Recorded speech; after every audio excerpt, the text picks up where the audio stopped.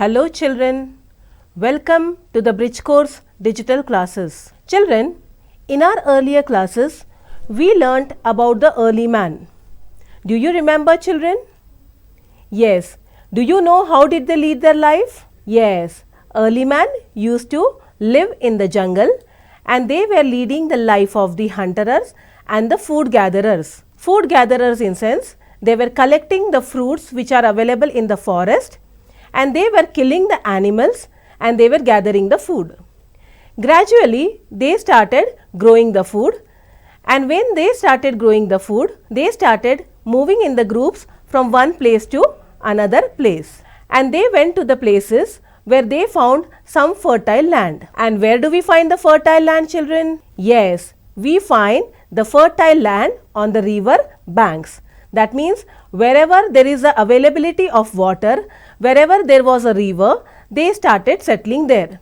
And these are called as civilizations. That means the early people started living the civilized life by growing the foods. So children, today we will be learning about our ancient Indian history, and in that we will be learning about the Indus Valley civilization. At the end of this topic, you will be able to describe the lifestyle of the Indus Valley civilization. You will be able to write the characteristics of cities.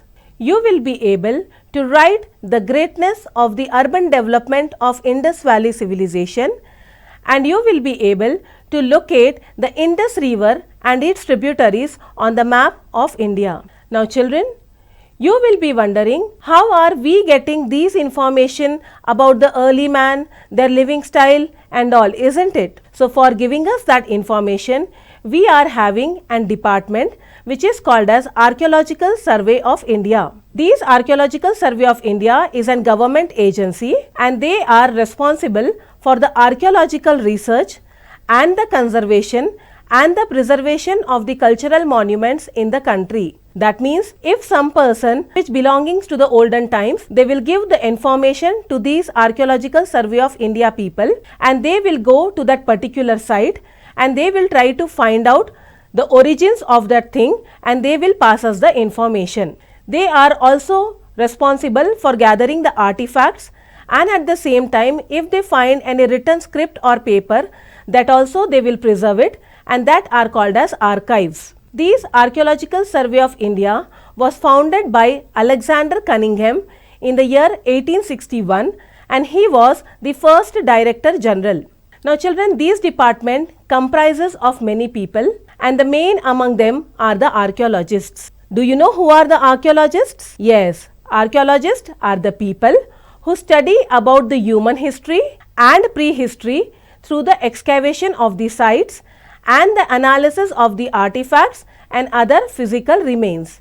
Excavation in sense, going to that place, digging that site and trying to find out. Excavation in sense, going to that site, digging the site and finding out the originality of that thing. That is the purpose of this archaeologist. And because of the help of these archaeologists, we were able to know about the Indus Valley civilization. Now, do you know why this civilization is given the name as an Indus Valley?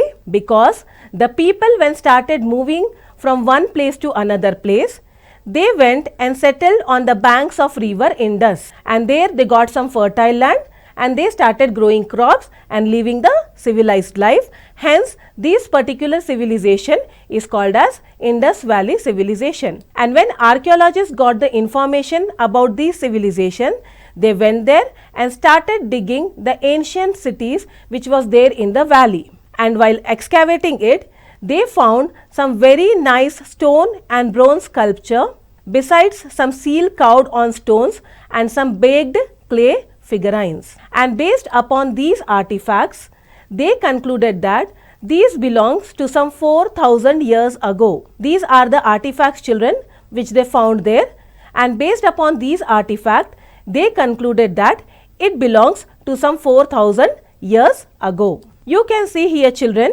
a small bust of a male person. Now children, in the present times also, we find the statues, isn't it, we find statues at some important corner of the cities, towns and villages. Now whose statue do we make, children? Yes, we make the statue of some great people. So depending upon that, we can conclude that these statues also belong to the person who will be of some importance in those days. So maybe he can be a king or a priest or any other leader. And that's the reason the statue was made, and we found the statue after the 4000 years. And here even there is one more statue which is made up of bronze, and it is the statue of a girl standing. The other artifacts comprises of a beautiful Harappan seal showing a bull.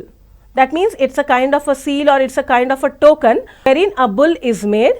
And another artifact is a mother goddess figurine which is made of terracotta. Terracotta is an article, and on that they have made the mother goddess figurine. So children, based upon the articles which was found out by the archaeologists, they gave us some information about the Harappan cities. And these cities are called as the first cities of the subcontinent. So now let us learn about the Harappan cities. People in the olden days used to live a nomadic life. Nomadic in sense, the people who travels from one place to another place. They are not settled in one place. They will be going from one place to another place in the search of a food. So they were called as the hunter and food gatherers. So the people were leading a nomadic life in the olden days. It was around 10,000 years ago that the people began agriculture and animal herding in the places like modern Syria and Palestine, and in Indian subcontinent some of the earliest villages are found in the northwest in Balochistan dating from 7 to 8,000 years ago. And the people in different regions of India took to agriculture and village life, but it was very slow, children. Immediately they did not start it, they started it very slowly. And the reason behind it is that they don't know the agricultural pattern. That means they don't know when to sow the crops, when the crops will be grown, and when it is the time of the harvest. So that's the reason it took some time for them to understand the crop pattern. And in the meantime, most of the people practiced hunting and food gathering as earlier. In the Indian subcontinent, that is talking about our country India, it happened somewhere around 5,000 years ago, again in the northern western parts in Balochistan. Then it came to Sindh, Punjab and Gujarat. Can you see, children? The places are highlighted in red color. So the civilization started from Balochistan, then it went to Sindh, Punjab and Gujarat. When archaeologists got the information about these places, they went and they started excavating the sites. They were not knowing the actual names of these places or what was the name given to these places in their times, but they only found the remains in these places. And these famous cities of Indus Valley civilization are Harappa, Mohenjo-daro, Kalibangan, see children, it is highlighted in black color, and Lothal in Gujarat. Yes, so these are the famous cities of Indus Valley civilization, and these are some of the ancient cities of our subcontinent India. These cities were spread from Afghanistan in the north to Gujarat in the south, and Punjab and Haryana in the east, and Balochistan in the west, and all these places are having some features in common.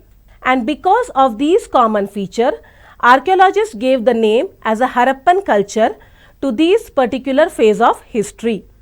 It is also called that the Indus Valley civilization, as most of the important sites of the culture were situated in the plains watered by the river Indus and its tributaries. I told you earlier, children, because the civilization was established on the banks of river Indus and its tributaries, it is called as Indus Valley civilization. Now here comes your activity, children. With the help of this map, you have to write the name of the places where the Indus and its tributaries flow. You can take the screenshot of this map, children, and you can complete the activity later. I suppose you all have taken the screenshot of this map. Please complete the activity. Now let us move further with our lesson. Now let us learn about the lifestyle of the people of the Harappan culture. When we are talking about the Harappan culture, from that time we are using the word cities. Cities means a place where a large number of people are living. But all the people in the cities are not having the same occupation, that is growing of the crops and animal herding.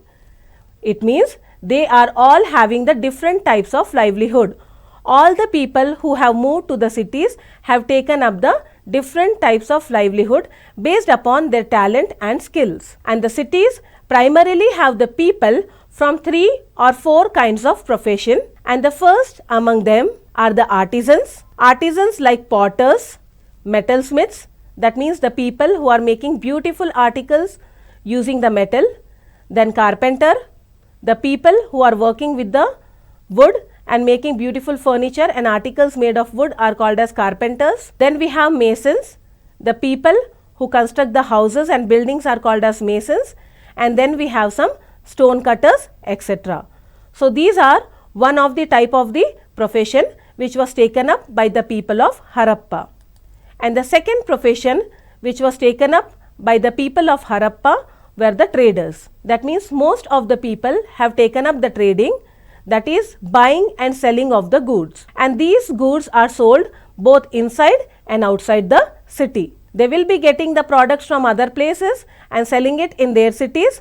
Similarly, they will be selling their products to the people of the other cities outside their own city. The third profession is the rulers. It is not the profession, children, it is about the administrative part. The people who are involved in the administration of the city, which comprises of the rulers like kings, nobles, priests and their ministers who are called as the administrators. That means these group of people are involved in the administration part of the city. And the fourth category of the people are the poor laborers and the soldiers who serve others. So this is about the lifestyle and the profession of the people of the Harappa. Most of these people, they will not be cultivating the land or growing the crops. Children, in the beginning they know only the cultivation and the agricultural part, but later because of picking up the different types of livelihood, all of them were not involved in the growing of the crops. So ultimately they were dependent upon the farmers for the crops and for other animal based products like milk and meat, which were produced by the herders. So there was a kind of an exchange which was taking place between the farmers and between the people of the other profession. In those days, children, the currency was not there. So the people used to exchange the goods. Either for paying the taxes, they will be giving the products which are made by them. That means the artisans will be giving the crafts and the handicrafts and the items which are made by them, and the farmers will be paying the taxes in the form of the share of their agricultural produce. Whatever they have grown, they will be sharing it with the government in the form of the taxes. And similarly, if they want to buy any item, they will be exchanging it with the food grains. For the food grains, they will be taking the other items from the people of the other profession. That is, for the goods and services, there was the exchange of the items. Thus, in the early times, most of the people probably lived in the villages or in the forest. Villages in sense wherein they have moved in with their group, and some people were living in the forest. I mean the people who are still living the life of the hunter and the food gatherers were living in the forest. Now let us learn about the planning, the town planning of the Harappan cities. There are some different features of the cities, and the towns were developed in an entirely different style. So let us learn about the town planning of the Harappan cities. Here children, with the help of these pictures, you can see that the buildings in the Harappan cities were built with the good baked bricks of a standard size and shape. Can you see children? Here the buildings are made with the bricks of the standard size and shape. And talking about the town planning, you can see that they have a clear layout. That means they have the straight roads which are intersecting with each other like a chessboard. Can you see here children? There is a straight road, and in between you are finding some intersecting roads like a chessboard. And in those days children, they were having the drainage system as well. Yes, so the idea of the drainage system is somewhere around 5000 years ago. Here you can see, children, that the roads are having the drains. That means all the waste water from the houses are going through this drainages to the outside of the city. Nowadays also we have a drainage system, but it is through the pipelines and it is under the ground, whereas in those days it was an open drainage system, but the water used to run out of the houses. So this was about the town planning, children. Now let us learn about the important public buildings. If you will look at the sites of the Harappan, children, you can see that it is clearly divided into two clear sections. One is on the higher citadel. You can see here, children. In this higher citadel, the people of the higher ranks like rulers, nobles, priests and the administrators are living. Can you see, children, here? And these higher citadel comprises of some important public buildings like granaries. Granaries means a storehouse for storing the food grains. In the times of the need, that is during the time of natural calamities like floods or drought conditions, if the people are not having at that time the food grains which was given to the king as a taxes will be stored in these granaries and it will be used to serve the people in the times of the need. So these in the higher citadel you can find some important buildings like granaries.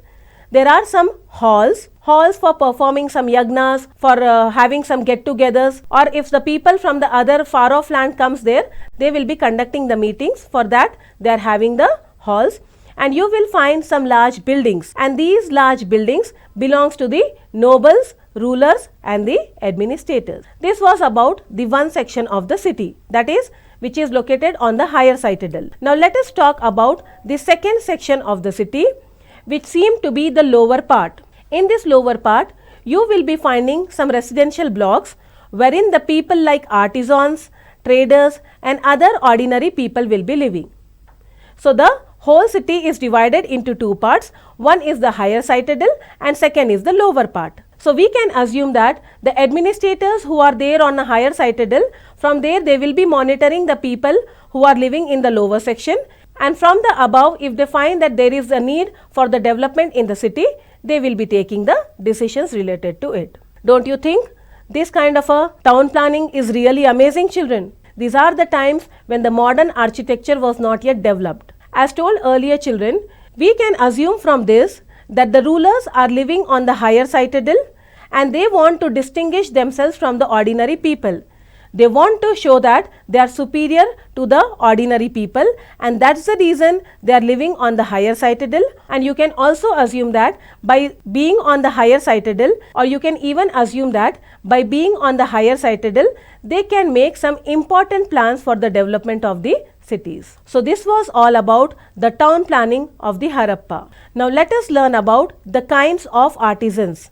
I already told you, children, the profession was divided into four types. So among those professions, one of them was the artisans. Now let us learn about the kind of the artisans which were there in those times. One among those artisans were the people who were making the bricks and the buildings. The brick makers are probably the potters and the masons who are constructing the houses.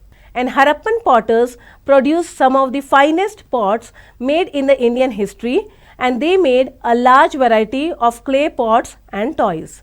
Now talking about the metals, children, nowadays we are having many metals which are available, but in those days the people were having idea only about the few metals. So now let us learn about the metals which were known by the people of Harappa.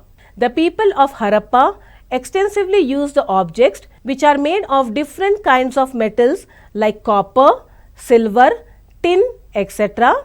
And the mixed metals like bronze also was available. So these are some of the metals which was used by the people of Harappa. They did not use iron, which came into the use in India much later. Copper, being a rare metal, had limited use. Well, compared to that time, children, we are very blessed that we have an idea about the large number of metals. But with the limited metals, they had made some very beautiful products which you can see here. Harappan continued to use stone and wood for most of their daily needs. See, children, you can see some figures here. They were using the stone and the wood and the mud for making the items for their day-to-day needs. They used very fine and long stone blades for cutting, and some finely carved stone seals for trading. That means for selling it to the other places. They were making some beautiful items out of the stones, and that they were trading with the other cities or with the other people. You can also see, children, some beautiful and the colorful polished stone beads are used for making the ornaments. Can you see here, children? A bangle and some jewelry is made, and even they use some stone weights and measures for trading, and they wove some cotton. They used some stone weights and measures for trading. These are the weighing machines, children, which are used in those days by those people. These are made of stones. Isn't it beautiful, children? Are we using this kind of a weighing machines these days? No, isn't it? We are using the electronic weighing machines, but these are the weighing machines which was used by the people in those days. And they used to weave their clothes using cotton and woolen. Cotton and woolen are the natural fibers. That means we can procure it from the nature. So they were making the clothes using the cotton, which is grown in the farms, and using the woolen, which can be procured from the ship. So this is about the artisans which was prevailing in those days. Now let us learn about, apart from that, children, they were using the seashells. The shells which you find near the seas, they were using it, and with that also they were making some beautiful objects for their daily use, like ladles, spoons and bangles. Ladles and the spoons we will use in the kitchen, children, for serving of the food, and the bangles are the jewelry for the females. So they were making it using the seashells. That means whatever is available in the nature, children, they were using it wisely as per their requirements. The use of the seals and the weights indicate that the Harappan cities had a large number of traders who took merchandise from one place to another. Here, children, you can see that different types of weighing machines are used, and these also the archaeologists have found it. So based upon that, we concluded that in those days there were many traders who were collecting the goods from one place to another place, and they were selling and buying it from each other. In fact, they used to go by ships to trade in distant lands like Iraq, where too many cities had developed, and they must have used bullock carts and boats to transport their goods. In those days, children, they were not having the means of transport the way we are having today. So for traveling from one place to another, they were either going by the ships, most of the times they were going on foot, and sometimes they were using the bullock carts with the invention of wheel. Now children, let us learn about the language which was spoken in those days. Here, children, we did not find any kind of a book written by the Harappan people, but we have some small inscriptions on the seals. Here, can you see, children? Can you read it? We cannot read it. Why? Because it is not having a script.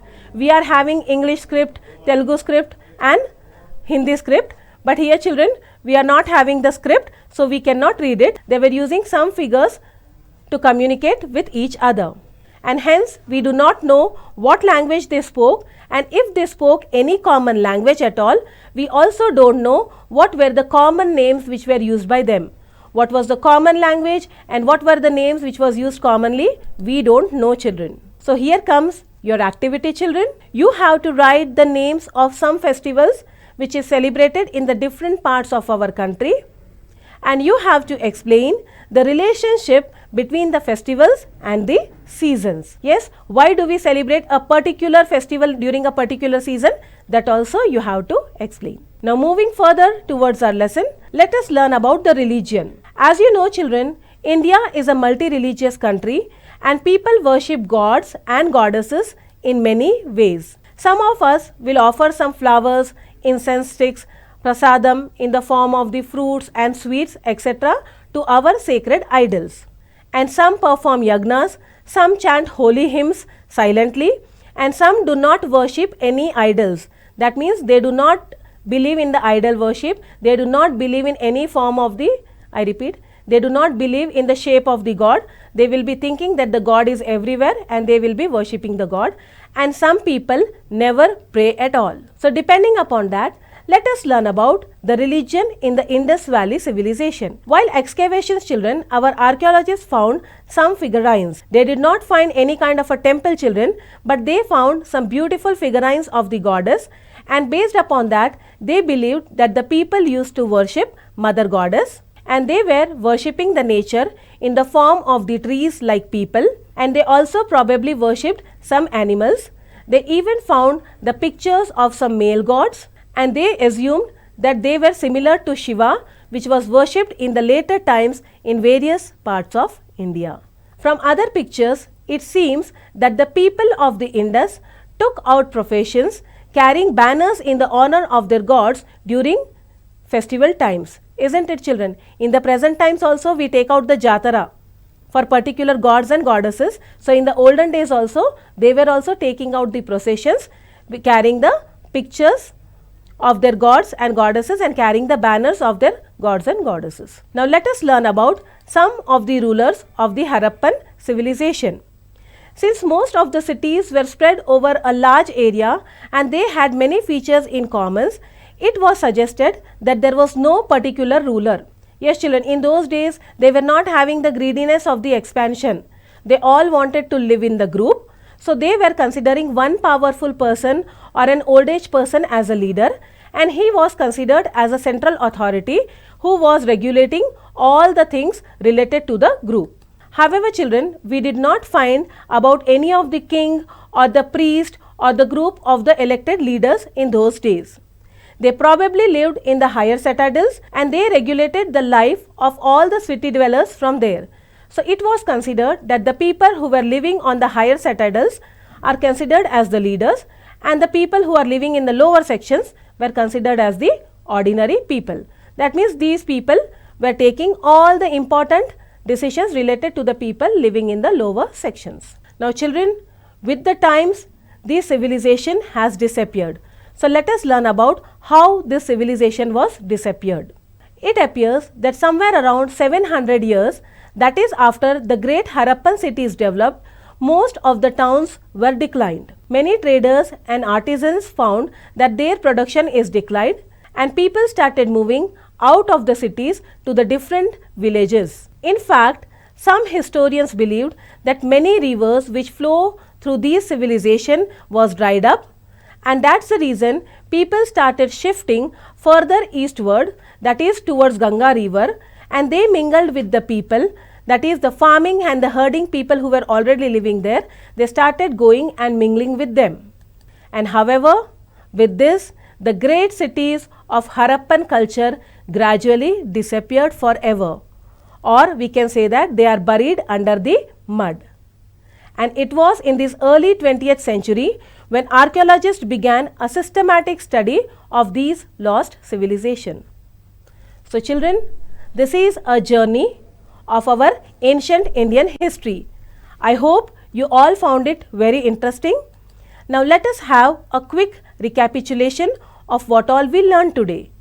Today we learnt about the origin of the Indus Valley civilization. Then we learnt about the main occupations of the people of that civilization.